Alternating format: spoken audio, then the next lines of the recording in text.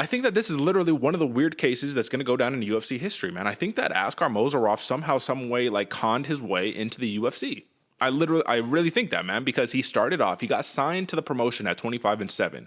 Oh, what do we know? We've been concealing some losses. We've been making up some wins. Next thing you know, no worries, 21-11, still a respectable record. And then right before the fight takes place, just kidding, we have another update. Actually, he's more of like a 19-12 type fighter, right? And then you fight Alonzo Menifield.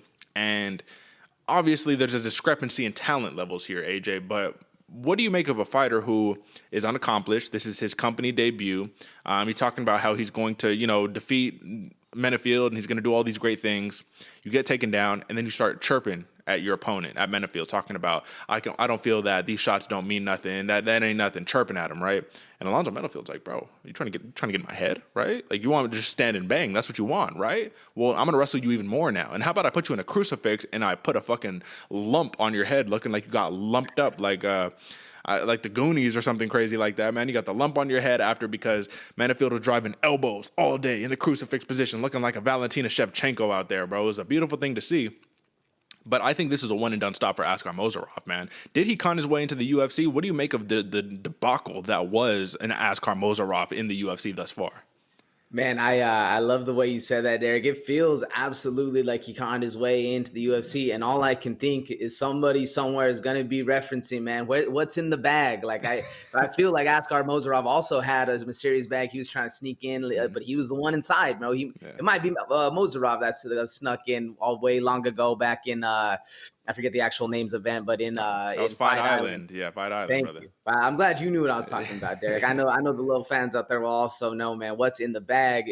Mozharov, he got snuck in. This is how he made his way into the. I was shocked, and it was literally a last act of a desperate man, where you're chirping on a dude you're on your back. You're like, come on, bro, these don't even hurt. Let's just stand up. Let's just stand up. Like, what the fuck? On, yeah, bro. No, not a chance, bro. Yeah, so I think this has to be one and done, and even.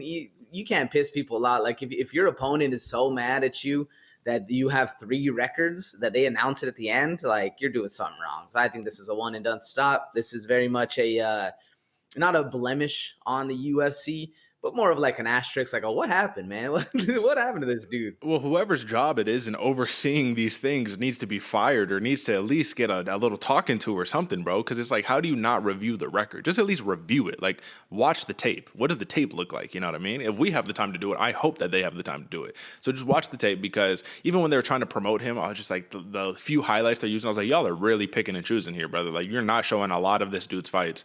A lot of where he just throws one body kick that gets blocked and then the dude just falls over and the corner stops it. It's just like, all right, bro. So I'm not going to lie to you, though, man. He threw like 2 strikes where I'm like, oh, those look kind of sharp. You know what I mean? But it's easy to throw strikes when you're not worried about defending and you're just like throwing it all out there just to get taken down. Like the atrocious takedown defense, right? You just get taken down at will.